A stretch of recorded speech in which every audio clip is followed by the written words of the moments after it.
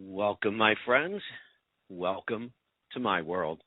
I'm your host, Kevin Rutherford. It is Wednesday, March 23rd. We'll be here for the next hour taking your calls and answering your questions. So line them up. Those phone lines are open right now, 855-950-3835.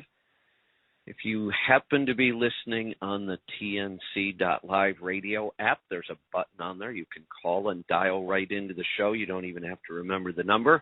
So line up the calls. We will get to them in just a little bit. I have an open today that's health. It is Wednesday, but it's a free-for-all. Anything goes. Any question you've got, trucks, money, fuel mileage, maintenance, tires, taxes, technology, health and fitness on the road, getting started as an owner-operator, finding freight, working with brokers, getting your authority, you name it, we'll talk about it. We can even talk about world events and politics and the economy and fuel prices and all of those things. All you have to do is pick up the phone and join me. All right, so I want to talk a little bit about where we are diet-wise, where we've been, what we've learned over the last 8 years, and where we are now. And I have some updates on some things that I've been working on since I left the house, and are we at 3 weeks now, I think? Sounds about right. Or has it been a month? I don't know. I'm losing track of time, but it's been a while. If we go back and we look 8 years ago, I really started first talking about eating some sort of a paleo-based diet. And what paleo means is really only eating food that come from nature with very minimal, if any, processing. And then there were a couple groups of foods that we said really weren't human food. The big one was grain. The government has told us forever we should be eating 8 to 12 servings of grain a day. It's been the base of our diet for about 4 decades, and every year it gets worse. There's more and more grain, wheat flours, other flours, in all of our processed food. Human beings probably in this country probably have not gone a single day in their life without eating a grain, and yet it turns out we shouldn't be eating any of them, none. The single biggest thing I believe human beings can eliminate from their diet to get healthier are grains. Then we could go to bad oils, but grains were the really big one. We seem to see improvements in health within days of stopping grains. Now, the other food in paleo that was kind of disputed was dairy, because it's not really human food either. You know, my line has always been, when we were hunter-gatherers, we did not chase animals down and pull on their tits to get milk. We didn't start consuming dairy until we domesticated animals and started raising them on a farm. The reason I believe it's controversial is, for some people, dairy doesn't seem to have any negative consequences and has quite a bit of nutrition if we're eating good quality dairy. And that's a big, big issue. So dairy is still somewhat disputed. We are really accepting of fermented dairy, basically yogurt, kefir, fermented sour creams, products like that. I think that that's actually a good part of a diet. That's a change. Over the years, I've kind of changed my mind on dairy. I've gone back and forth. But if we can start with really high-quality dairy and ferment it, especially with our specific strains now, I believe that's a good addition. So that was 8 years ago, and we got pretty incredible results. I got good results when I dropped grains and went paleo. A lot of the listeners did. Then we really started looking at what may have been called low-carb paleo, where we're still eating true hunter-gatherer food, but we're also watching the carbohydrates, because technically on paleo, you could eat all the fruit you want. And we've learned that's not a good idea. Fruit today is basically just nature's candy. If you're going to eat fruit at all, you should only do it if you're metabolically healthy. And if you don't know what metabolically healthy means, call me. We can talk about that. If you're metabolically healthy and you treat it like dessert that you have once in a while, then fruit can be okay. It's not health food like we think it is, not even close. We should really, really be careful with fruit. So we started going more low-carb paleo, and we got even better results, especially people who had blood sugar and weight issues. Low-carb paleo was awesome. Then we really started talking about keto. Keto ended up working really well for drivers because keto doesn't necessarily have much to do with food quality. Keto is really just about eating low-carb enough that you end up in ketosis. If you don't know what that means, you could call and we could talk about that. But keto worked really well for truck drivers. It was easy to do on the road. You can eat keto at fast food if you know how. You can eat keto out of restaurants and out of grocery stores pretty easily in the truck. We've come up with lots of ways to make it even easier in the truck to do. And it was each one of these progressions actually worked better. So when we got down to keto, for truck drivers, they lost weight faster. They got their blood sugar under control. We got them back to their 2-year medical cards. And then we said, this is great short term, but what if we combined, and this progression happened over a couple of years. Then we said, what if we combined the best of paleo or low-carb paleo with keto? And we developed our own diet that we referred to as NDK, nutrient-dense keto. That was even better. Now we started seeing people lose weight, get their blood sugar under control, memory improved, moods improved, digestion improved. That was what we thought was really probably the best human diet. For years, we've really promoted NDK. Now, let me say something about all of these diets. They all work. They're all good. They're all sustainable. They're all pretty easy to do once you learn how to do each one. They are, I believe, the healthiest human diets on the planet, any of them. Paleo, low-carb paleo, keto, nutrient-dense keto. But each one, as we worked our way through, became even more effective, and we got better results, more results, and we got them faster. Then we actually started talking about carnivore, which even after 6 or 7 years of keto and paleo and low carb and high fat, low carb, carnivore seemed a little extreme at first. But the more I thought about it, the more it really started to make sense. And we kind of started with our 7-day carnivore challenge. Somebody calls, they want to get healthy, they don't really know what they're doing. There's a lot to explain.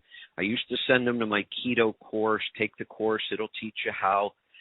The 7-day carnivore challenge is pretty darn simple. If you can't understand this, I'm not sure how else to help you. 7 days of carnivore just means for the next 7 days you eat animal products only. So meat, fish, eggs, and dairy. Those all come from animals, and you eat nothing else. And it's pretty incredible the results we got. So the pattern really became the more food we eliminate from our diet, the healthier we become. And doesn't that make sense? We were healthy before grocery stores existed. We were healthy when we ate in the wild. I can promise you, there's not a lot of variety in the wild. Squirrels don't come in 32 flavors and 27 different package sizes. Maybe they come in 27 different package sizes. Nature's pretty good at that. But they all taste the same. I've eaten a lot of squirrel. I'm tempted to, I'm surrounded by them here. I'm tempted to try trapping one of the little guys. And I probably wouldn't eat him because I'm not that hungry. But black squirrels, red squirrels, gray squirrels, they all taste the same.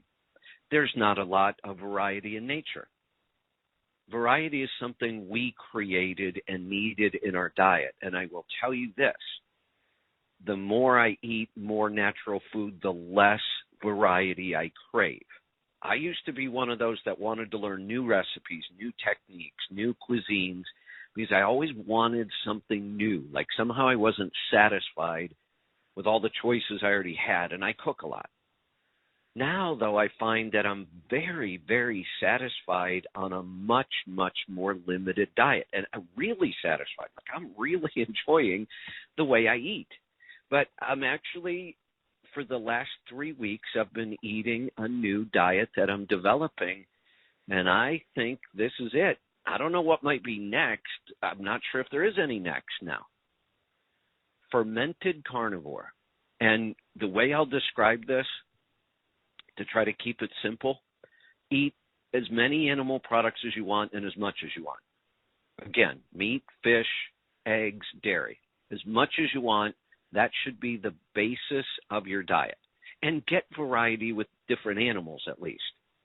Pigs, cows, chickens, duck, wild game is excellent. Llama, alpaca, I don't care. If you can get an animal, eat it. Squirrel, whatever you can catch. Yes, bunny rabbits count. Rabbit's pretty tasty. Eat all the animal products you want, including eggs and dairy if dairy doesn't bother you. But I would say this about dairy.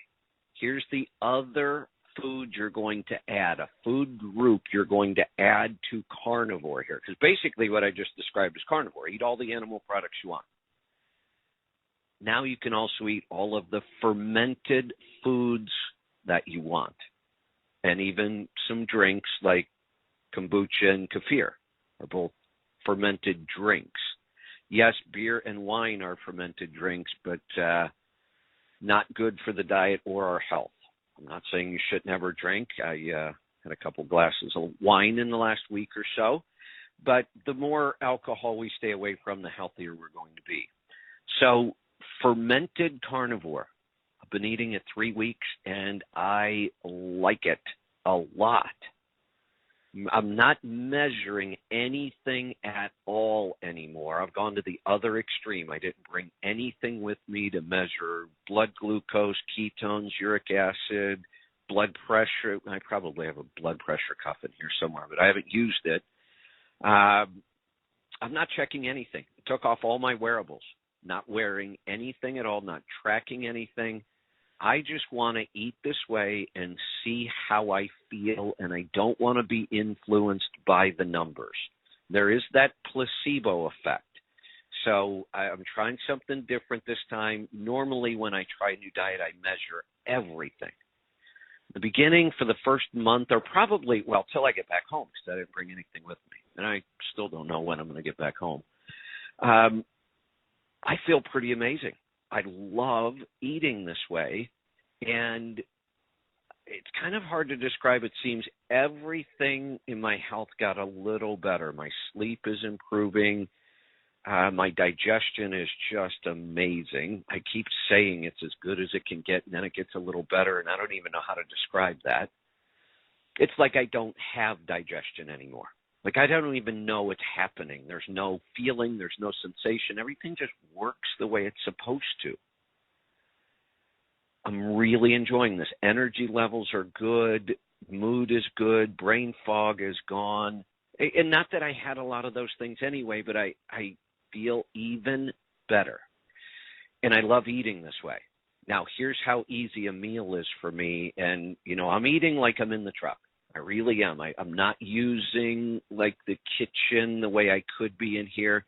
I fed yesterday my family. I'm in a campground right now. It's just gorgeous on the lake. So my family came out. There was 2, 4, 6 of them, I think, plus myself. So I cooked for 7 people in nothing but the Ninja Foodi. Now, I spent a couple hours before they got here. I did a 7.5-pound pork roast that I then turned into pulled pork and made several dishes out of that. I did some baby back ribs, mixed up a big batch of kind of a coleslaw-like thing that we use for a topping. Now, I'm going to ferment that topping. And I'll do that while I'm on the road because that topping I really like on a lot of different foods. I put it on top of tacos. We put it on top of BLT pizza. So I'm going to start fermenting that. I've done it in the past. I just didn't bring any with me. So I'm even going to do that fermented. But a super easy meal for me has been open a jar of canned meat that I brought with me, pork and green chilies, turkey and green chilies, ground beef, shredded beef. I just open a can of meat. I throw it in the microwave for about a minute, and I either pour, if I've got some room, I just dump some kimchi into the top of the jar cold and start eating it. I love that combination of hot, fatty meat and the cold, spicy kimchi with that bite to it. And it takes all of 2 minutes to prepare. When I'm done, I rinse out the glass, wipe it down, put it away, the glass jar that I canned the meat in, and that's it. Cooking, clean up, a couple minutes, really satisfying meal in no time. A meal for me like that I actually prepare would be taking out a whole pack of boneless, skinless chicken thighs or a whole chicken and throwing it in the Ninja Foodi. I can have a whole chicken done in that 30 minutes, fall off the bone chicken with crispy skin. That's the way I've been eating. Yogurt, plenty of yogurt on this diet, fermented foods, my drink of choice, fatty coffee to start the morning, bone broth in the afternoon, finish the night with kombucha, had a little kefir, lots of fermented vegetables, fermented kimchis, cabbages, sauerkrauts, things like that, and a lot of good fatty meats. And I am really loving it. So I'm going to continue developing this. I have a couple other ideas I want to do as well. So we'll keep you updated on that. We are going to get to calls. Phone lines are open.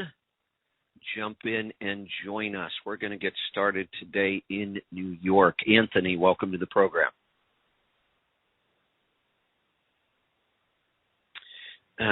Anthony, are you with me? Wait a minute. What's going on here?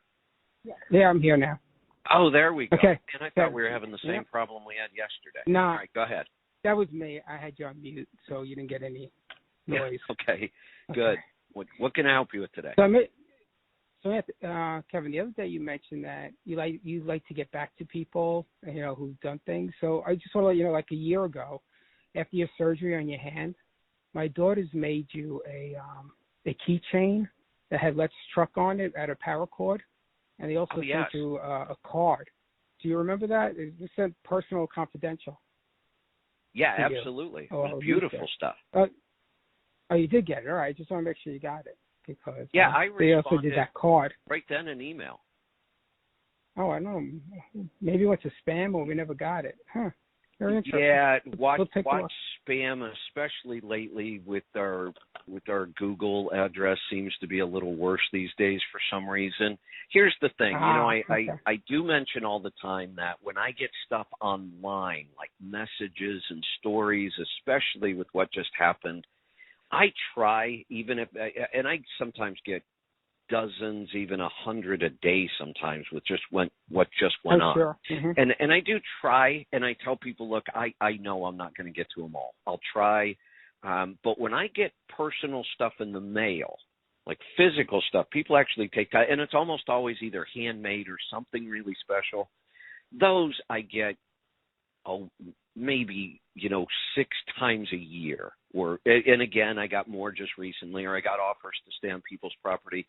I always respond to those right away.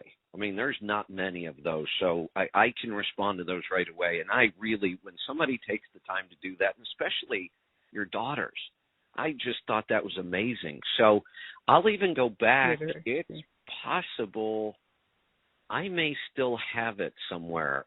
I archive a lot of my email. If I can go back and find that, I'll resend it. Cool. Thank you very much. So, Kev, question. When you had your surgery on your hand last year, did they ask you questions? Are you taking supplements? Are you taking stuff? Because I'm supposed to get a shoulder surgery on next week. And they asking me, what's the list of supplements you're taking? And I'm doing the Cardio Miracle. And that's the only one I'm taking right now. Sometimes I feel like it's none of their business what I'm taking, so they can't blame anything on the supplements. Right. So, they probably asked. I don't really recall a lot of that stuff They probably did. They should, actually. But honestly, here's the thing. You know, they have people coming in going through surgery that are on 8 different medications. None of those medications have ever been tested together. And they've never been tested with any of the drugs they're about to give you in surgery. We know, though, that most of the time we don't really see any life-threatening interactions. Are there some supplements that could have an impact on this? Yeah, but it's pretty minor. Nobody's ever died because they were taking a supplement, went to surgery, and didn't tell anybody. I mean, supplements have such an amazing safety record compared to drugs. It's not even close. Drugs are now one of the top leading causes of death in our country. And I don't mean illicit drugs. I mean prescription drugs properly prescribed by a doctor and properly taken by the patient kill people all the time, make them really sick, give them crazy side effects. Now we have drugs that give you other diseases. So the fact that they want to focus on supplements is kind of crazy. Maybe you should straighten out all your drug issues before you worry about what supplement I'm taking. Yeah, so I'm not going to tell them. They don't need to know. So there's the question is, nothing in there. So there are some supplements that we could take that might thin your blood a little bit, so they might have more of a bleeding risk while you're in surgery. And again, you know, if you just want to say, I take this thing called Cardio Miracle, if the doctor's concerned about it, let him go look it up. You're not going to list all 42 nutrients that are in there. I notice that does make me urinate more, the Cardio Miracle. You know what I'm thinking? I keep hearing this from people, and I'm looking at all the nutrients trying to figure out what could possibly do that. And there really isn't anything. You know what I think it is? And this is a sign that we probably have a lot of dehydrated people running around. And I know it worked for me. I'm bad about drinking during the day if I'm doing certain things. If I'm out in the garden, I always make sure I take a big water jug with Cardio Miracle in it when I work outside. If I'm doing other stuff, sometimes I just don't drink as much as I should. Then I noticed if I force myself to take the Cardio Miracle, that's another 24 ounces of water I'm going to drink that day. I think that's the only reason people are peeing more. They're finally drinking enough water. Okay. All right. So the last thing then with the shoulder surgery, we go back to our ancestrals. They never used hot and cold therapy. Like, how did we invent that all of a sudden or discover it? And you read 100 articles and you have 3,000 different opinions on how much heat, how much cold. Like, what's the story with hot and cold therapy? Yeah, so let's go back again, because you're right. If you try to read the research, you'll find research that says it doesn't work at all.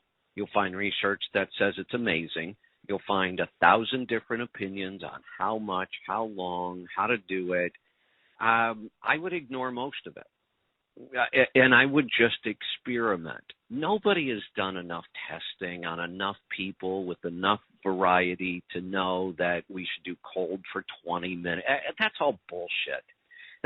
And look, we publish stuff like that too. But it's just a matter of opinion. We have to start somewhere. We have to tell somebody, do this. But just like food, I tell people all the time, you need to experiment as much as possible. None of this stuff is set in stone. But let's look at this. Where did it come from? I'm a big believer in this. I always say, let's go back to how we lived in the wild. That's how our bodies evolved over hundreds of thousands of years. They adapted to those things.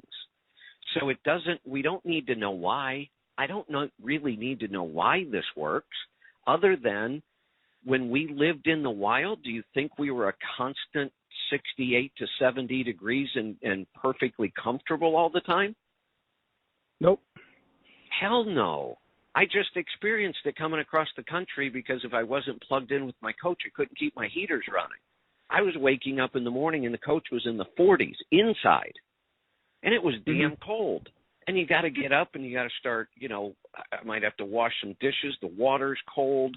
I got to go outside and do stuff. It's cold. Then there are times when we're really, really hot when we're outside.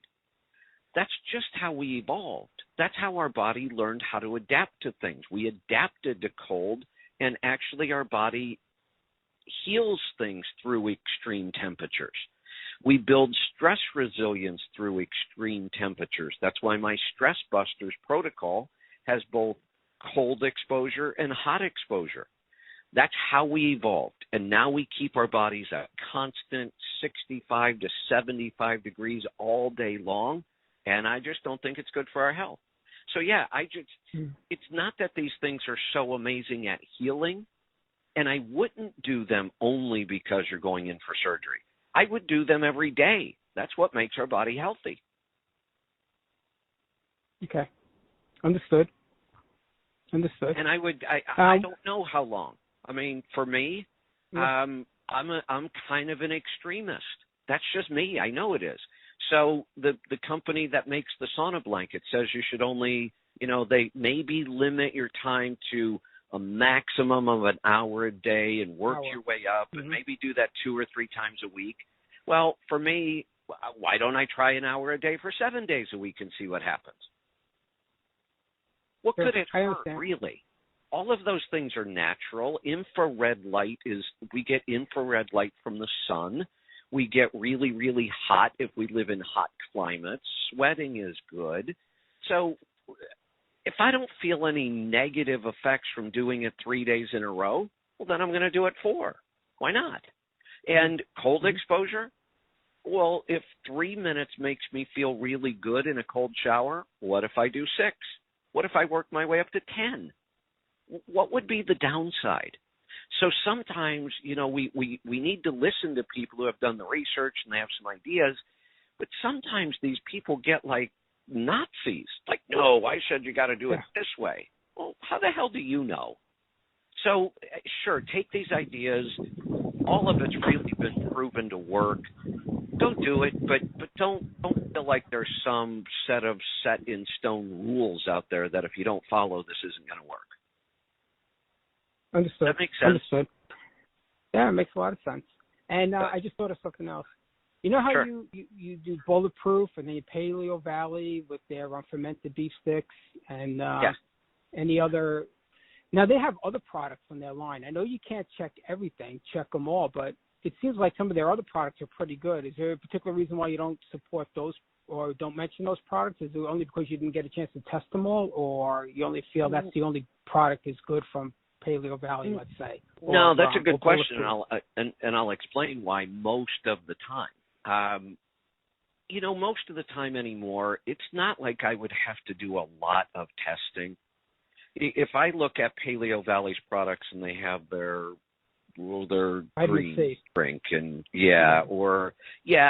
look, we know enough about that stuff to know, sure, you could add that to your diet. It's not going to hurt you. It's probably going to help you.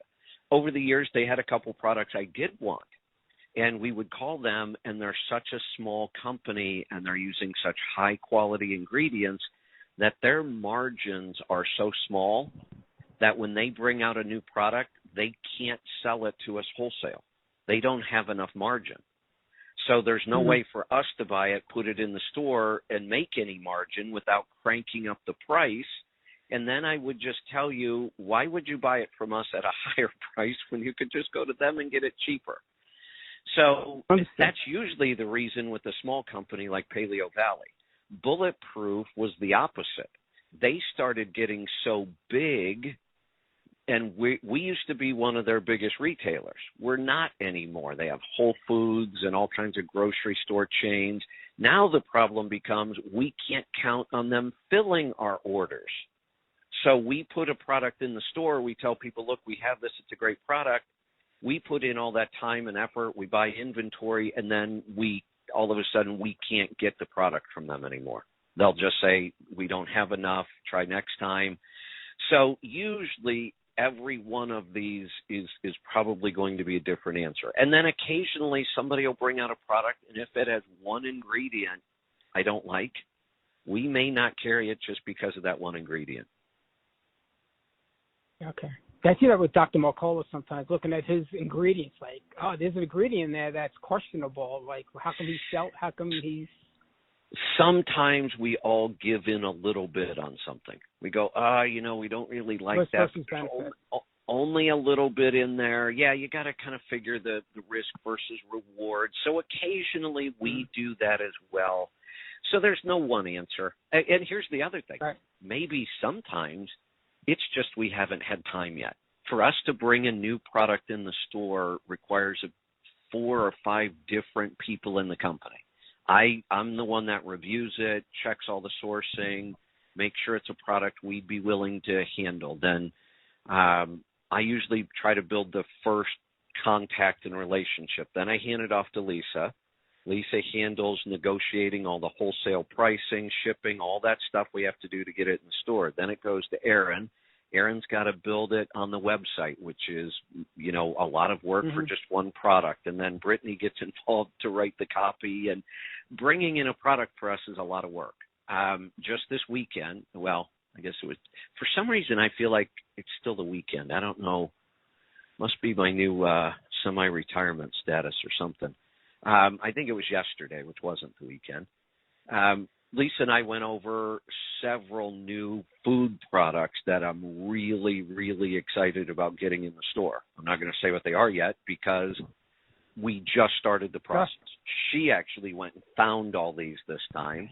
I now need to go review them and start this process, but we may be adding 10 to 15 new food products in the next month or two, just as we have time to be able to do it.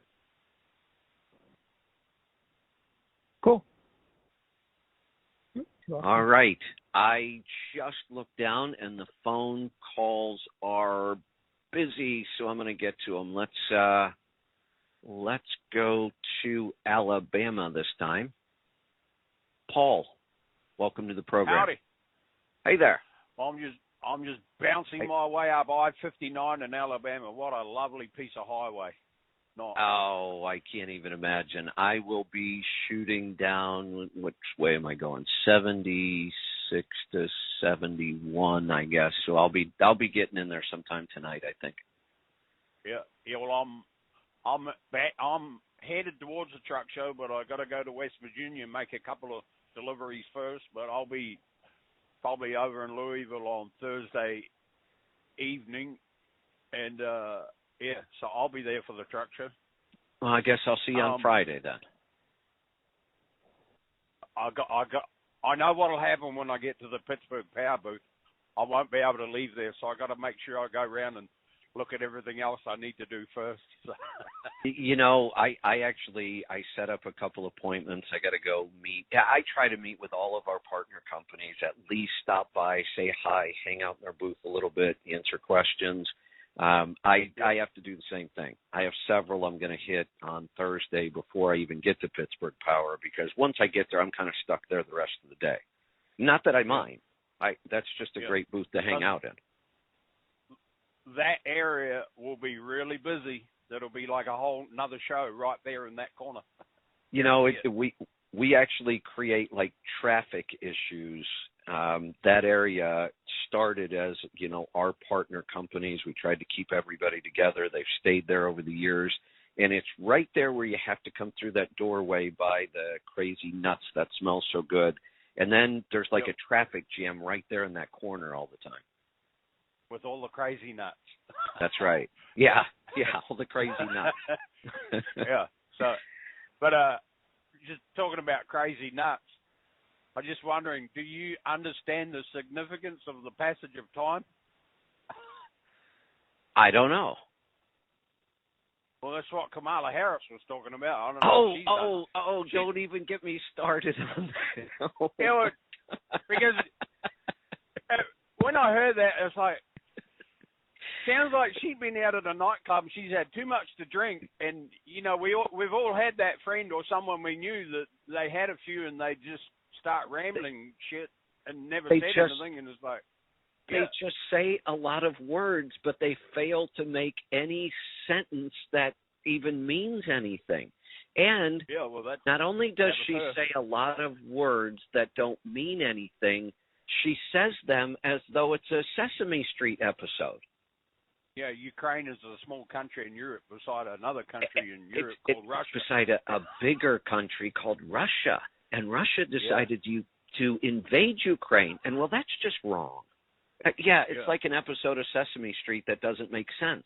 I'd rather just listen to Bert and Ernie. Yeah, well, they actually made more sense. A lot of sense. I learned a lot from them. Yeah, yep. So, right, I'll see you at the truck show. See you then. Looking forward to it. Okay, thanks. All right. Let's, we've got where did he go? Oh, there he is. We've got a special caller today. Normally a guest. Well, we're still going to call you a guest today. It's John Walco. Welcome. Thanks, Kevin. How are you? Good. And thank Hold you on, for let me that. switch you away from my speakerphone here. Hold on. Yeah, you are sounding. There we go. This will be better. Oh, that's much better. I even have to turn it down. All right.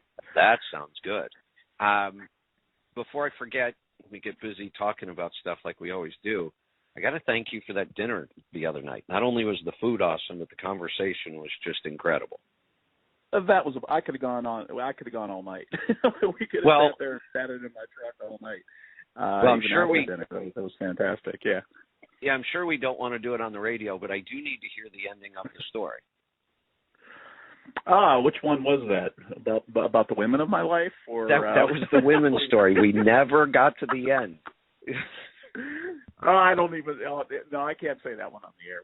Yeah, I didn't think so. I didn't think so. That'll require another dinner. Yeah, it's going to require another dinner. Yeah, but the paths we've both been down just it amazes me. It's hilarious how similar. So and we'll leave it at that. So, but hey, one of the reasons I wanted to call, and again, I love the Destination Health and what you've done for me, particularly. I mean, following what you do and then taking it on my own with the reading and so forth. A lot of books that you'd recommended that are on your list and so forth. And the keto to I'm carnivore-ish, as Saldano calls it now, or trying to be. And I love the ferment thing. I do ferment some of my own stuff, as we've talked about too. And let me jump in there, and this is why our conversations never end, because we keep jumping in on each other. Oh yeah, let me talk about that before I forget. And I have to take notes when we're talking sometimes. But you were part of the reason I started thinking about this. Remember back when you first started eating this way? It wasn't that long into it. I think you were up in the mountains on some sort of a project, so you were hiking all the time, and you actually said, I kind of just leave my meat sit out and what if it ferments a little bit? Do you remember that conversation? Oh, absolutely. Yeah, no. I was staying in a hotel. I was on this job up in Messina, New York, right across from Ottawa, right on St. Lawrence. That's a really cool little old school hotel. We rented rooms in for months at a time for our crew. And I had one little kitchenette, and I'd get my ribeye out 6 a.m. before I left, and I'd cook it for dinner. I'd skip lunch, and it would sit there, and it just tastes better. It's the aged meats and so forth. And you get to thinking, especially when you start reading up on paleo and how we evolved and the things that we ate, starting as scavengers. We were scavenging eggs, probably. I mean, that was one of the things. I think we made our brain grow big enough to hold on. Someone is trying to beep in. We're going to ignore that. So you think about it and the time frame too. And I'm a big fan of Einstein's theory of relativity, and I don't want to get into your previous conversation with Paul there about time, but time is relative. Right. And you could think, well, they ate bread in the Bible, and we started farming 10,000 years ago. Do you realize what a blip that is on the radar screen of our evolution? Like it hardly registers.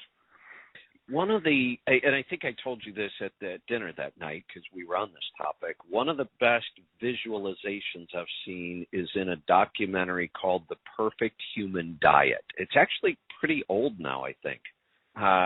One of the first documentaries about a paleo type diet, and their visualization was they had a football field and they started on the goal line at one end of the field and they walked 99 yards down to the other goal line, And they stopped there and they said, this is most of human evolution.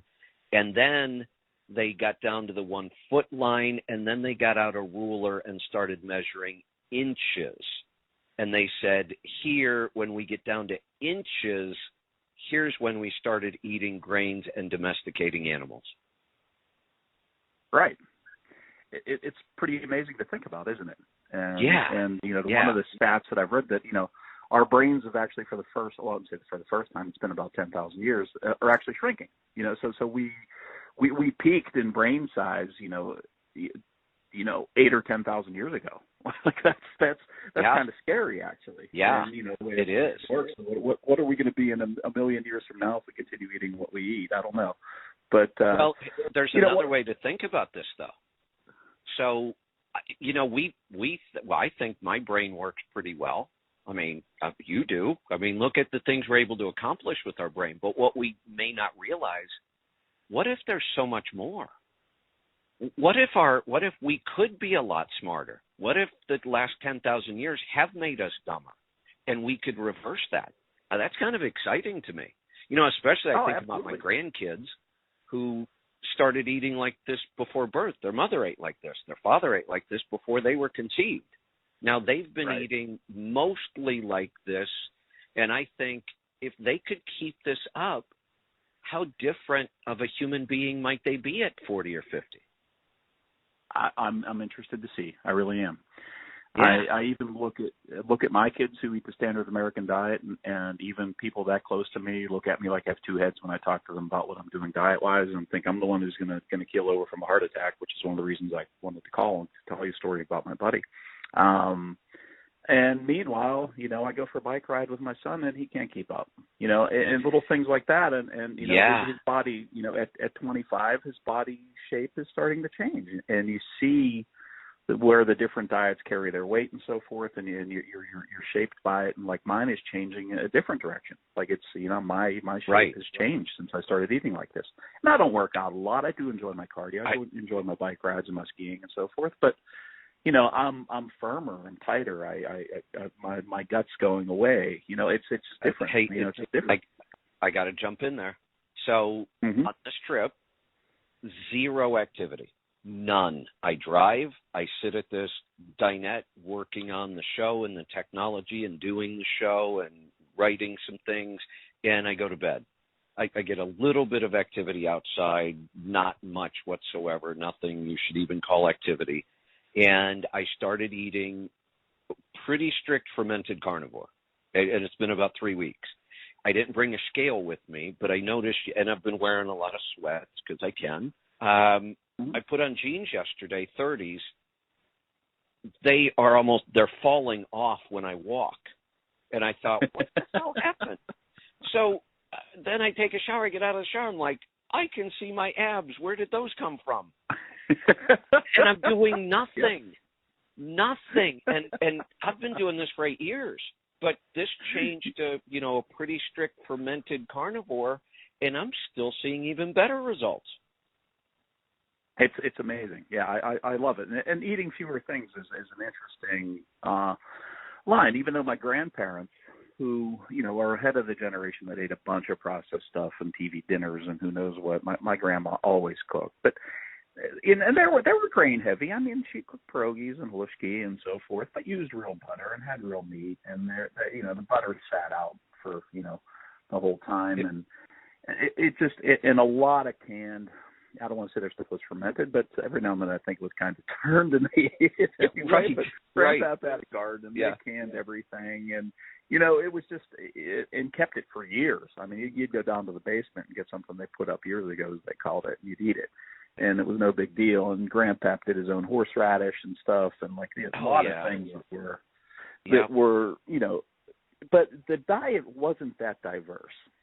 No. They didn't eat that much different stuff. It wasn't like we do now. It wasn't, there wasn't, not that there weren't options for them, but they just didn't care. It was, it was the same thing over and over again. There was, 1 or 2 nights a week, Grandpa would have a nice steak, and really, really funny story about Grandpa and his steak. He spent a little too much time at the bar one day, and Grandma just burned the crap out of it.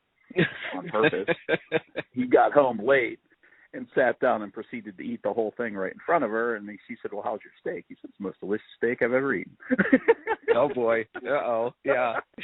But that was their relationship, and she lived to be 105, and he made it to 94. She was 6 years older than him, so she was already 100 when he passed. But here's something else you just made me think of, and again, this is why we never get to finish our stories. You just made me think of something else. We all have those stories. We almost always say grandparents. Oh, they smoked, drank whiskey 4 times a week, and yet he lived to be 95 or 110. Or we always talk about our grandparents that way. Mm-hmm. Those stories are going away. So we might say, look at over the decades, we've increased the average lifespan. We did, although that's going backwards now for the first time ever. But averages can be deceiving. I don't hear many of these 100-year-old stories much anymore. No, you see them in the news. No, absolutely not. But you don't hear people talk about their grandparents living that long like they used to. I don't think they're living that long anymore. I don't think most people live that long. You can get me on a roll here on big food, big pharma, government, healthcare. The whole thing. I could go on a roll about this right now. And again, I don't believe it's a conspiracy theory if you can actually follow the money. There's so much bullshit out there, right. And we call it, whatever, free speech. But if you look at the amount of money the pharmaceutical companies are making selling cholesterol medicine and diabetes medication and so forth, it's big business. And then huge. Highly processed foods are also great, big, huge business. And you see the profits, and you can look it up, and you can see who's making money. And if they could keep us alive on Rybelsus and on whatever all the other shit that they advertise on TV all the time, till we're 80 or 85 or whatever, great. You have a shit life. It doesn't matter. You live to be 80-something. You're on this drug for 30 years. Hundreds of thousands of dollars from somewhere went to pay for it. Healthcare probably, which means our health insurance goes up through the roof. It's not the new requirements or any other bullshit about healthcare. So we're so unhealthy. I mean, and there's so much drugs being paid for out of that system. So much of this money. I've said this for years. There is no answer to our health insurance problem. There's not enough money on the planet to solve our health insurance problem unless we solve our health problems first. Absolutely. But you look at the trifecta of big food, health insurance companies, and big pharma together, and the amount of money that machine generates. We're going to have to make it a quad. System in general. You know what I mean? It's crazy.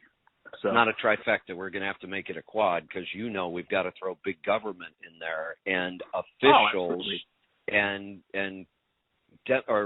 bureaucrats from big government move in and out of those other industries over and over and over. Those 4 industries. It's like musical chairs with their CEOs in and out of government and corporations and their lobbies. And don't get me going on CEO. Okay, we could go on healthcare and the oil companies and so forth on that right now. I mean, there's so many that and that's something that's happened in the last 40 years. And you could call it, just business or whatever and capitalism in general. But I mean, the CEO pay and executive pay is just something that's completely over the top and feeds this. And they play musical chairs. They're in and out of government. They start lobbying firms after they retire or whatever and make some more millions. And then they buy some politicians and they get everything moved their way. And it's on both sides. You can't blame one side or the other for that at all. Nope. So it's good business. I mean, what are you going to do? You got a chance to make some money and it happens to be legal, which is a case of, somewhere where the government could maybe regulate, but absolutely does not because they all make money off of it eventually, if not now. And, something they could actually maybe step in and do something good, and they won't. Instead, they'll regulate a small businessman out the ass, but they're not going to stop, anything on the big end. So right. And without being overly dramatic or melodramatic, this impacts all of our lives every single day, and that was really what your call was about, how this does impact our lives. Well, yeah, and I want to get to that because this could affect a lot of our listeners, and again, we're similar. We're all really similar to my friend that passed away. And as we were sitting in my truck at Pittsburgh Power that night after dinner, I don't know if you heard, my phone chimed a couple times there. Well, I got the text that my buddy died. So that was, so I pulled out onto the road. I picked up my phone. I'm reading my phone and driving. It's like, I got word of that as I was heading out. So, Thursday was funeral home. Friday we put him in the ground. It was a beautiful. It was really well done. I mean, I generally don't buy into that, but if you're going to do the full on funeral thing, it couldn't have been better. Yeah. He's leaving behind a 13-year-old daughter, 55, same as me. We've been friends since 14 or 15. Wow. Small businessman, like our truck drivers. A lot of stress. He had a little concrete business that he and his dad started. His dad started when he was probably 12 or 13, but they had one pickup truck and some trowels and some other stuff, and started doing sidewalks and grew the thing into probably the biggest concrete contractor in the area that do these. Wow. They were specialized in ultra flat floors for a lot of these industrial parks that have popped up around here on old industrial areas, the old brownfields that got turned into industrial parks. Yeah. They kind of had a niche doing big flat floors, and nice business. I mean, at any given time they'd have 10 to 30 employees, depending on time of year and how much stuff they had going on. So Jan had some stress in his life. His name was Jan. I'll bet. And he loved life. I mean, he was a hunter, fisherman, liked good food, very, very omnivorous, and had his starter heart attack about 5 years ago or 7 years ago, and went down the heart healthy diet path after that. Oh boy. Cut out things that he loved, cut out the eggs, lowered his cholesterol, was on cholesterol lowering drugs, everything that you're supposed to do that your doctor's telling you to do. And 7 years later, he dies of a massive heart attack. Just like completely no warning. Had been doing all the stuff that they tell you to do, eating lots of grains, having oatmeal in the morning, no more bacon and eggs. Oatmeal and orange juice. Sugar with more sugar. With a bagel and margarine, right? Yes, that was the heart healthy diet. Right. And he and I got together, I don't know, last time I spent a significant amount of time with him had to be about a year ago. As life goes, we don't stay in touch with friends as well as we should. But we got together one day. I literally ran into him at a red light. We pulled over and ended up grabbing dinner together. And, he saw that I'd been losing weight, and he said, what was up? And I'm like, I was doing the keto thing. And he goes, oh, man, his doctor would kill him. Like, I couldn't do that, It's like just completely. I know. Again. I know. Had he gone the other direction 7 years ago, whenever he had his first, who knows? But how do you tell someone to not listen to their doctor? What do you do? Yeah, well, I do it all the time. Every day. I do it every day. Don't listen to your doctor. If you're injured, if you cut your arm off, go to your doctor. If you roll a rock over your hand like I did, absolutely, I want a surgeon. They're really, really good. But don't ask your doctor about health. And when your doctor tries to tell you what to eat, tell him to shut up. He doesn't know what to eat. He was never taught. He was taught how to prescribe drugs. So, if I could wave a magic wand, I would love to be able to take him back 7 years and let's try it this way and see what happens. Wouldn't that be incredible? Or get him a consult with Dr. Wilson. He had the means to do that. Like he could have done that. Yeah. Even at the funeral. I mean, they talked about how healthy he was eating and everything. It was just. And I had to bite my tongue. I'm like, actually, he wasn't. Like that made me not at all. Like I wanted to say that, exactly. and I could. Right. So Right. So, the show, The Biggest Loser. That was everything they told us that was wrong. You're going to eat low fat. You're going to eat low calorie. You're going to be hungry all the time. You're going to work your ass off on machines and workouts till you hate us, but you're going to lose weight, damn it. And they usually do. And you can look at the records. They almost always gain it back. And the guy, the trainer, had a heart attack. Well, he's been living like this really? whole life. I didn't know that. Yeah, Bob. I just drew a blank on his name. You can go look it up. He had a heart attack a year or so ago. Maybe it was 2.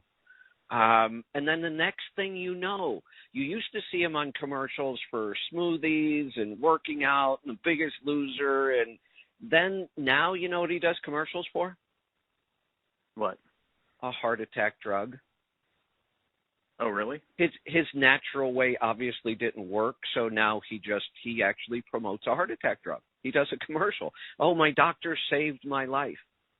No, your doctor's food advice killed you almost, and now they have a drug that'll keep you alive for 30 more years. And look, I could have a heart attack tomorrow. I could get cancer this week. There's no guarantee any of us aren't going to get something too. like that. I mean, now, the chemicals that I'm in touch with and fumes that I breathe here. I'm not going to get a metabolic disease. I'm not going to get diabetes.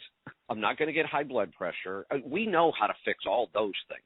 There's still a lot we don't know about cancer. Heart attacks could happen without us really having any kind of warning, a stroke, who knows.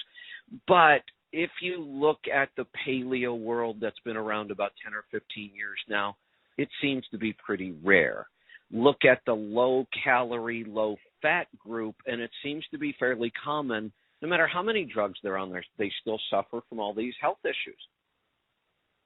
It just keeps you barely alive, it seems. And again, there's profit in keeping people barely alive, or dependent on. They've got that system perfected. Bob Harper is the guy's name. Matt just sent that to me. I just simply, I want to enjoy life. I don't care to live forever. I'll be surprised if I live as long as my grandparents did. But I might kill myself skiing off of something that I shouldn't have skied off of at 70 years old. I don't know that, but I want to be able to. You know what I mean? I want to be able to feel well enough to do that. And the heart attack thing, I think I try to give myself one every time I ride my bicycle. So I do my own stress test all the time. I watch my heart rate on my little Garmin watch, and I'll park myself at 150 or 160 for like an hour. And I feel like, well, I survived that. My heart must be okay. The fact that you can stay at 160 for an hour is impressive at any age. I've got to push really hard to do that. I mean, it's getting to the point now where awesome. it takes me so long to get there. You know, and the more I do it, the harder it is to get there. But I was just going to say, isn't that a really good sign that you can't get there sometimes? Yeah. Oh, yeah, it absolutely is. But, here's my problem is I'm way too competitive, and I'm competitive with myself. So when I hop on that bike, I have that crazy app that I use, and I'm racing my last time I did it. So I'm not just out pedaling my bike. When I get on my bike, I'm like, okay, I'm on a Strava segment right now. I'm going to try and do my best time on it, and I do that, and that's what I do. So if I don't beat it, I'll be mad. I'll come home and I'll immediately download my watch to my phone and check my numbers, and I'm like, oh, damn it, that was only second fastest on that one, Yep. And it's a little rough right now, coming off a winter. I haven't ridden much, but I'll be, the heart rate will climb quickly for the first couple of rides, and then next thing you know, it's going to be a pain in the ass to get it there, and I'm going to have to work, and that'll be it. It's what I do. We're down to 2 minutes, and I got to cut you loose, and I got to say goodbye. I for the people on hold, I still have a couple calls. I'm going to continue after I close out the show to get to your calls, so we'll still be live streaming on Let's Truck. I'll have to say goodbye to the audience on TNC.live. John, here's the thing I know. You and I get this. We understand all the benefits. We'll keep working on it. We'll keep making it better. But I hear in your voice the same frustration I have. How do we get other people to do this? Isn't that like what you think about all the time? Don't you really just want to share this so much? You do. You really do. And I try different ways as an example or whatever. And again, with my kids even, it's really hard, and we talked about my daughter. I really want to send her out to see you. I mean, she refuses to listen. And it's to the point now where they've got her on, anti-immune. Hey, real quick, I may have said this to you before. Send her to my son. Mm-hmm. He's better. Oh, I want to. I'll say he's better, and I think they would relate better. Your daughter's going to look at me like an old guy like you, and he's just one of my dad's buds, and I think she would do much, much better with Mike. And I'm going to have to disguise it as like a fun trip to Oregon or something. Like, there you go. There you go. Hey, hold the thought. But all right, get going. Yeah. Well, don't go anywhere. I don't want to rush this. I'm just going to close this out for the. For all the listeners on TNC.live, thanks for joining us. We're going to wrap this up today. We will see you back here tomorrow. As always, be safe, be profitable, be fit and healthy. Always do the hard work and master the journey. All right. So, John, I just didn't want to rush that goodbye, so that's you don't okay, have cool. to hurry. Yeah. No problem. So I like hear that in your voice. I think you and I love this. We, find new ways. We're out pushing things. We're both competitive in that way. We both love to read and learn. So you've been a great addition. Like I said, some of the ideas you've given me. That whole idea of if all you eat is meat, what's going to happen to your gut bacteria? Well, I don't know. What if all the meat we eat has a bunch of bacteria in it? And would that build our gut bacteria? I think most of the food they ate was probably somewhat fermented and loaded with bacteria. So maybe that's part of what we're missing. We're eating the right foods, but everything's hyper-sanitized. So this idea of let's eat the right foods, which is mostly animal products, and let's ferment the hell out of everything. Well, like I've said, when did we start refrigerating food on that timeline? That football field, it's even smaller. We'd have to have a micrometer to measure that. Exactly. Yeah. Yeah, and we evolved just fine. We became the dominant species on the planet. Yeah. By eating that stuff, right? So yeah, and you know what? Yeah. We weren't falling over dying from it either. No, not at all. Nope. And again, you see these things. I actually watched an episode of Bear Grylls, more than one, where he came across an old animal carcass that something else had killed, and it looked like it had been there, and he was eating off of it. You probably cut through, and it probably formed something around the outside of it, right? So you cut that off, and you get it. Yeah, right. That doesn't freak me out at all, to be honest with you. I don't. Maybe I'm weird. It just doesn't bother me. It really doesn't. Oh man, we get freaked out if they don't have our wrapped in plastic and styrofoam. So I'm a big Anthony Bourdain fan, and one of his trips to Italy somewhere, he toured this place where they'd had meats hanging in this cellar for hundreds of years or something. Like, well, that one's been there for I don't know how long. I'm like, oh God, that looks delicious. I bet it smells wonderful. I know. Yeah, exactly. We just need to get back to more of that. But I think for a lot of us, our biggest frustration is we just want more people to do this. I just spent a week with my family, and I'm the youngest of 7 by a lot. My oldest sister was 18 years older than I was. She died during the last year or two, and it was pure diet related. I mean, diet and lifestyle. There was no doubt. And, I have a brother who's been a diabetic for 20 years, a sister who's been a diabetic for probably that long. Health does not run in my family. Long life doesn't run in my family. But here was the beauty of it. We hung out a lot this past week, and I did almost all of the cooking, and they absolutely loved all of the food. And their shock was, you mean we could eat like this every day? And I said, not only could you, this is how you should be eating every day. And when you can show them how good the food can be, I think that's one of the most effective things I've been able to do. My new business idea, and I don't know when I should pull the trigger on this, maybe soon. We've built the house to be a bed and breakfast. It's not done yet, but we could have 5 full suites. The coach could be in the driveway. That's another suite for a couple. I've got some property I could throw a couple yurts on. And I'm going to run like a week-long retreat. 7 days. You come and we immerse ourselves in this. I'll do all the cooking, so you're going to eat the right way for a week. You're going to be amazed at how you feel. But we're also going to learn how to can, how to ferment, how to pressure can, all of that, how to make food. I just think if you could immerse people in this, especially a couple at the same time, you could really turn people around. Yeah, for sure.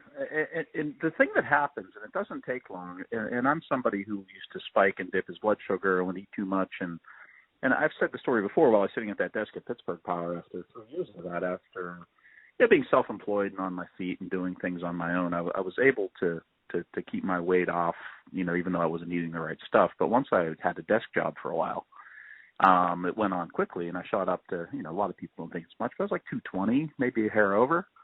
But that was for a you. lot. That would be a lot. Yeah. Yeah, and I was not happy with that. I was up to a 36. I wear a 32 now. It just, and I was noticing some stiffness in my fingers, and really I'd resigned. I'm like, okay, I'm 50, whatever it was. I'm 55 now, so I was 52 or something then. I'm like, well, I could just expect this. That's little RA starting, and and whatever. You just accept it, and I'm like, I'm getting these drugs for that. And seriously, Kevin, weeks after I got grains out. I know. I had more freedom. It was easier after I left there because I was on my own again and I was traveling, so I controlled what I eat. Even on the road, it was way easier than when, if I'd have made lunches and brought them in, I probably could have figured it out. You know what I mean? I probably could have done it there pretty easily. But it was hard, when they say, hey, we're ordering from Novotny's and they've got great whatever, and you get this little pizza that's just delicious, or calzone or whatever. And, right. I'll have a salad with it and think I'm eating healthy, but the salad's got garbage oil all over it and whatever. It's just, it's so easy. But when you get someone over that hump, and it doesn't take long, one, you're eating to cessation. You're not starving yourself. Okay, so you don't have to be hungry to lose weight.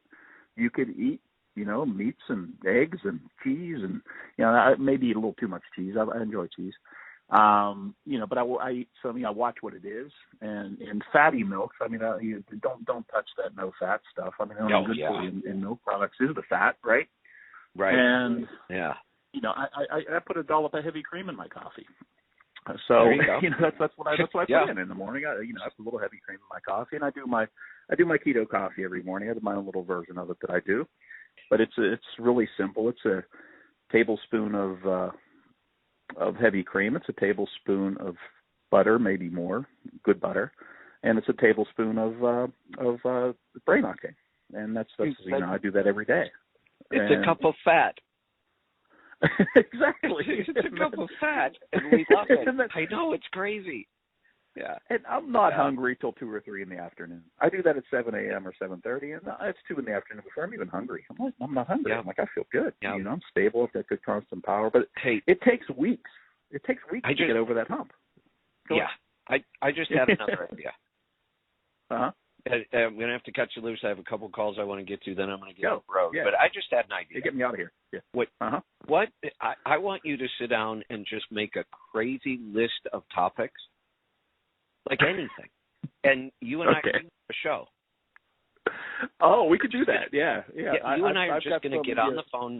Probably no callers, no nothing, and we're just going to pick crazy topics and talk about them. You go do some research. I'll go do some research. We'll come back. We'll talk. I don't care if it's nuclear fission. Pick something. I don't know. Well, I'll help keep you out of the echo chamber. Don't worry. Exactly. Yeah, that's what I need. But I think you and I would have a lot of fun with something like that. Yeah, for sure. Yep. All right, Kevin. Sounds good. Go get to your caller. Sorry I hogged up so much time here. Oh, no problem. I loved it. I'm sure they did too. We will talk soon. All right, let's go to the East Coast. Travis, welcome to the program. Hey, Kevin. So, what's on your mind today? I just wanted to touch base on your fruit comment. Couldn't agree with you more. Most people don't know this, but fruit's a different type of sugar entirely. It's fructose, and it's harder for your body to break it down and use it for energy, so it generally ends up storing it as fat, which is people think they eat fruit to be healthy, but most of what you eat goes to fat. And we could take that one step further with fructose. It is most likely to be stored around your organs and especially your liver. And it's why we now have an entirely new disease that wasn't really around 100 years ago, probably not even 50. Non-alcoholic fatty liver disease is primarily driven by overconsumption of fructose. Yep. So I had a buddy who got a lap band, right? Stomach reduction thing, surgically made his stomach smaller. The doctor told him he could eat as much fruit as he wanted. Oh. So he was eating 2 bags of grapes a day and was wondering why he wasn't losing any weight. In fact, he was putting weight on with the lap band. I was like, well, you're sugar. I mean, that's great for the highest sugar content you can find. Did we ever, and let's think about berries, we say if you're going to eat fruit, berries are the lowest sugar, but we should also look at the fact that in a lot of parts of the country, grizzly bears can pack on hundreds of pounds in the fall by eating nothing but berries. And then I got one more thing on the grains. You said that biblically they say we ate grains, blah, blah, blah, right? Well, you look at Genesis 1. They made an offering to God. Cain and Abel did. One was a lamb. The other was grain. God was not happy with the grain offering. In fact, he was quite angry about it. And that's why Cain actually killed Abel, because of jealousy. But you go back to that. God didn't approve of grain. He approved of meat. I really like lamb. It's delicious. Because lamb is one of my favorites, and I know they're little baby animals, but you know what? They're really tasty. Well, the innocence is what makes it taste so good. Maybe that's it. Yeah, and I appreciate it. I mean, we just have to understand that's how the world works. Always has. Something eats something else. Oh, they were put on this earth for us to eat. I mean, yes. If you want to go biblical again. There you go. I try to stay away from that whole biblical argument because it can get I do too. I just want to. Yeah. When they go with the whole, we've been eating Yeah. grains. It's like, well, we have been, but grain is peasant food.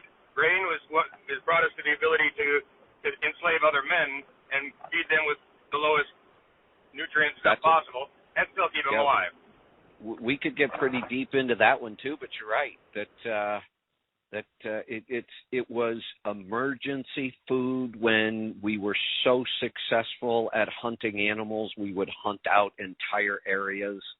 Part of our problem as humans is we were too successful, and then we ran out of animals because we got so good at killing them and eating them, and then we had to switch to grains. And now that we have the ability to produce as much of whatever kind of food we wanted. If we wanted to produce enough beef to feed the entire world, we would figure out how to do it. If we wanted to produce nothing but animal products to feed the world, we could do it. It wouldn't even be hard.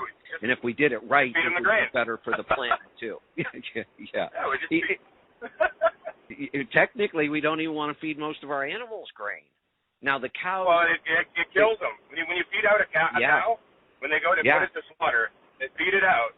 Literally, it is killing that cow. It kills its kidneys and its liver. And if they were to do it much longer, the cow would die. But they do it just at the point of where they're going to die, and then they slaughter them. That's when you get the most marbling and it tastes the best. Yeah, now the crazy thing is they can eat grasses when they're young and green, but when those grasses grow up and seed...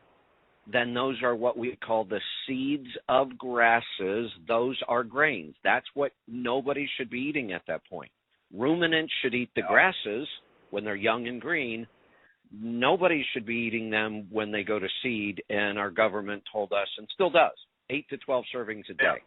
Unbelievable. Well, don't the seeds, I mean, everything has its defense. A lion has its claws, but plants, they have basically proteins that are toxic to animals, so that animals don't eat them.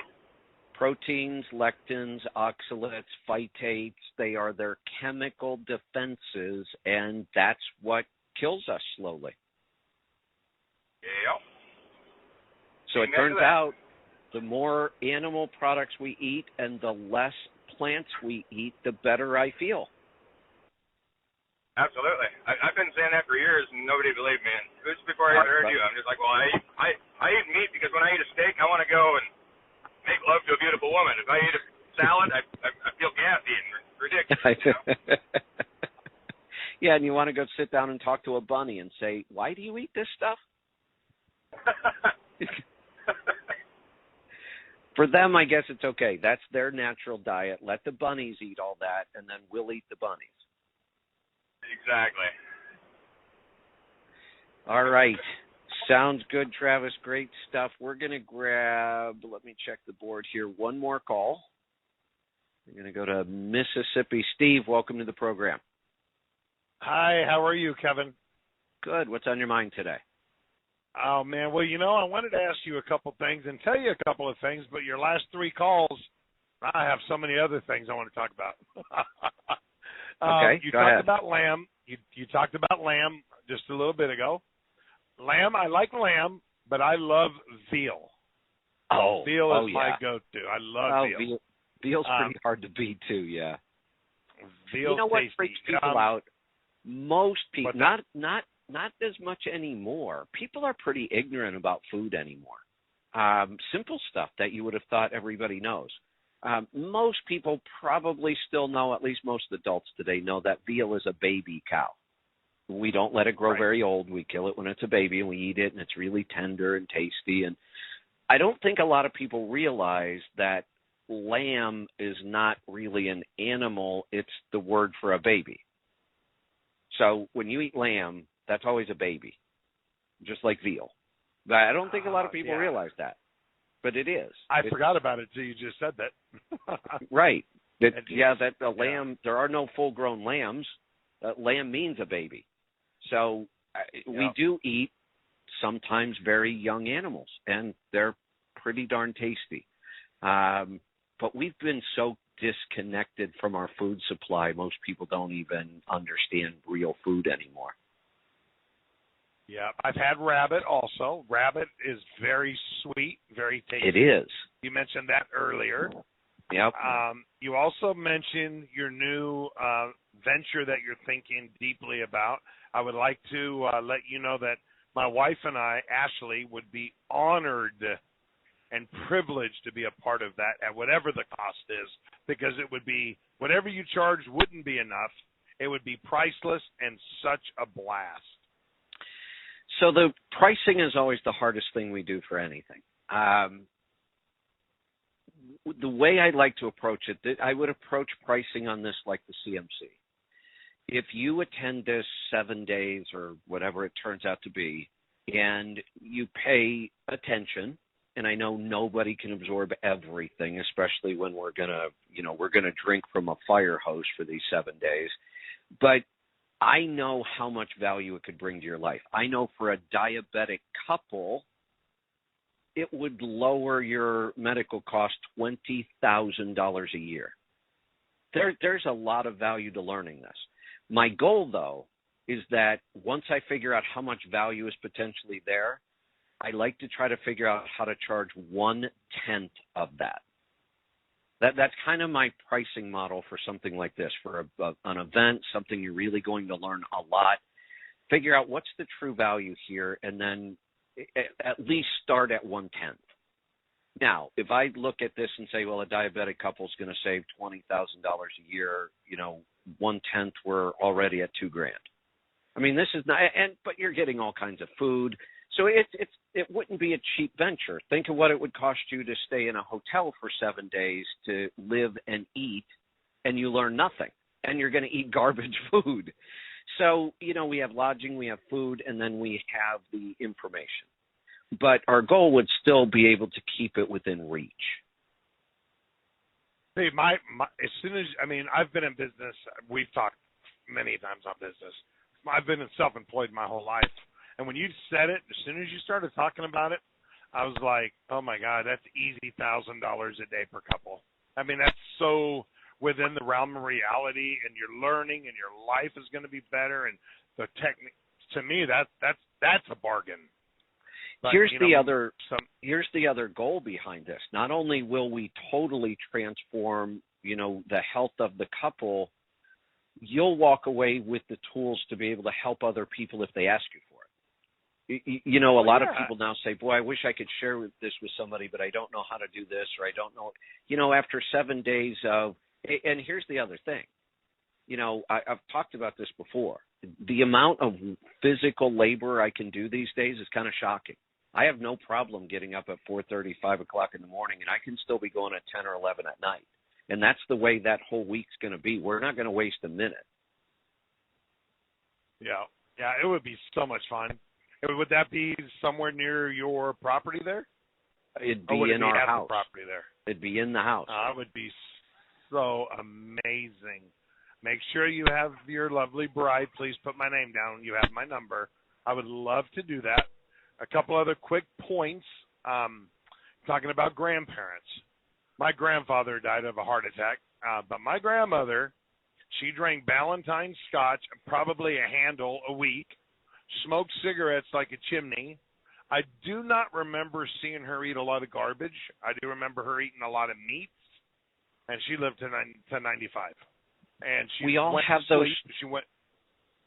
Yeah. Go ahead. We all have those stories about our grandparents, but I'm not hearing many of those stories about our parents from this generation.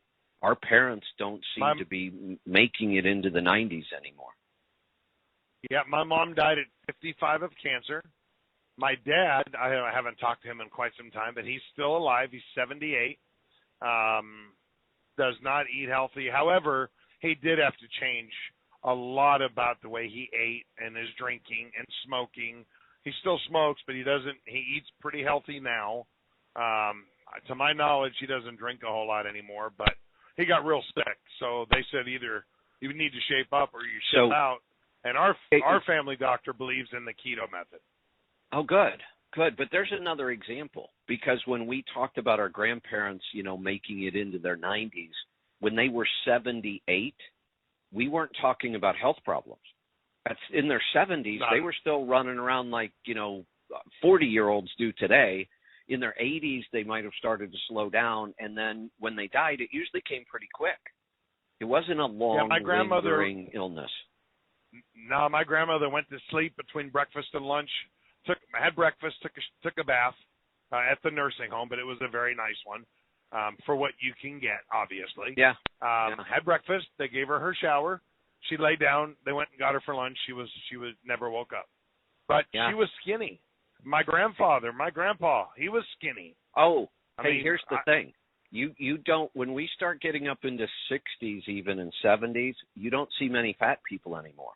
There's a couple things that happen. They either die or they actually start losing weight.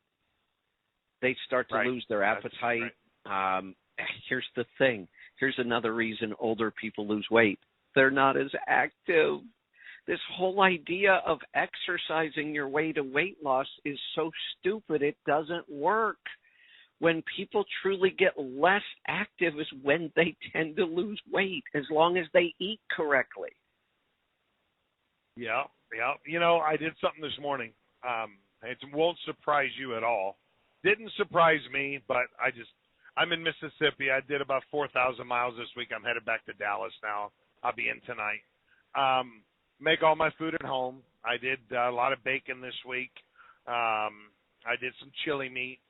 And this morning I just got lazy, went into the truck stop, got me a egg, sausage, and cheese biscuit, pulled the bread off it, but it still had a little bit of that breading around the garbage processed sausage and cheese. Right. But I still put it in my mouth.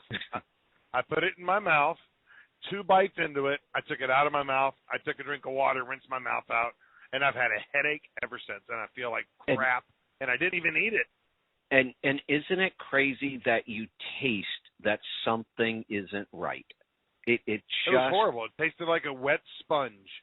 When the food that I eat now, like I said, there's not nearly as much variety as I used to have, but boy, I enjoy every bite of this food. I am so looking forward to when I close out this call. I have got all of that pulled pork with green chilies, and I don't know whether I might make some nachos out of it with some grain-free chips, or I might have just a big bowl of it with some kimchi on top. And I'm just looking forward to it. It just tastes so good, and I can't believe how little variety is in my diet now and how much I enjoy it. Well, it sounds amazing, and I'm sure your cooking is absolutely off the top, because you're like me. We're foodies. We love I go home and I'm in the kitchen standing for 10 hours getting my food ready for the next week. And when I'm done, I don't eat for the rest of the day and the next day because I'm so full from snacking.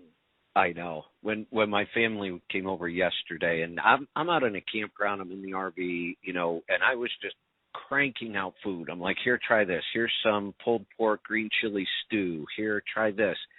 They're like, why are you cooking so much? And I'm like, well, you were coming over, but more importantly, I'm cooking for the week. I'm going to be on the road. I'm going to be at a truck show. I'm not going to have time. I have food to carry me all the way through Sunday now without cooking. Isn't that nice? I mean, It is nice because I put everything in meal prep containers, and I use my microwave, and and I always take some sort of bone broth with me. So, when we cook our food, I do not overcook, so it's always tender and moist. And when I reheat it, I do it slowly. I don't cook it all at once.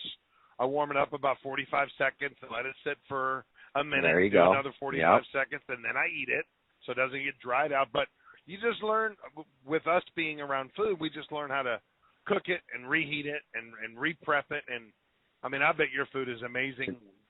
Obviously with you canning, it's good a year later. But, for us actually, that don't can, actually yesterday, the ground beef I took out of the pantry in the coach, I canned it back in 17. No way. Was it still pretty tasty? It was awesome. I couldn't tell the difference. That's hysterical. That is it's great. 2017. It's been in the coach in the pantry for 5 years. In the RV? It's been in the RV the whole time. Holy Moses! Yeah. Wow. Well, your coach is a house on wheels anyway. That qualifies as a moving mansion, but yes, that is crazy. 2017. It's a working truck, is the way I consider it, though. Amen.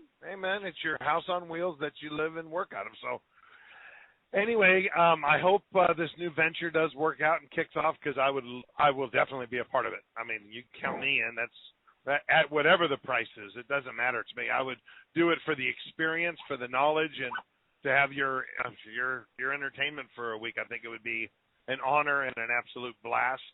I'm going to let you go ahead. Well, go ahead and finish up there. I was going to say I could talk to you for hours, but I know you got pulled pork with green chili waiting and a highway to tear up. So I want to thank you for everything, and I look forward to talking to you again soon and visiting with you. If this adventure takes off, I would love it. Sounds good. We certainly, it's in the works. It's on the list. I would have a blast doing it. All right, we're going to wrap this up. I do want to eat some lunch, and I'm going to get on the road and head south and get to visit with a whole bunch of people I probably haven't seen in a couple years, so I'm looking forward to it. I will be doing the live show both tomorrow and Friday, so I'll be getting into the truck show a little late each day, but that's all right. I want to stay on the schedule this week. So we will see you back here tomorrow and Friday as well. Be safe, be profitable, be fit and healthy always. Do the hard work and master the journey.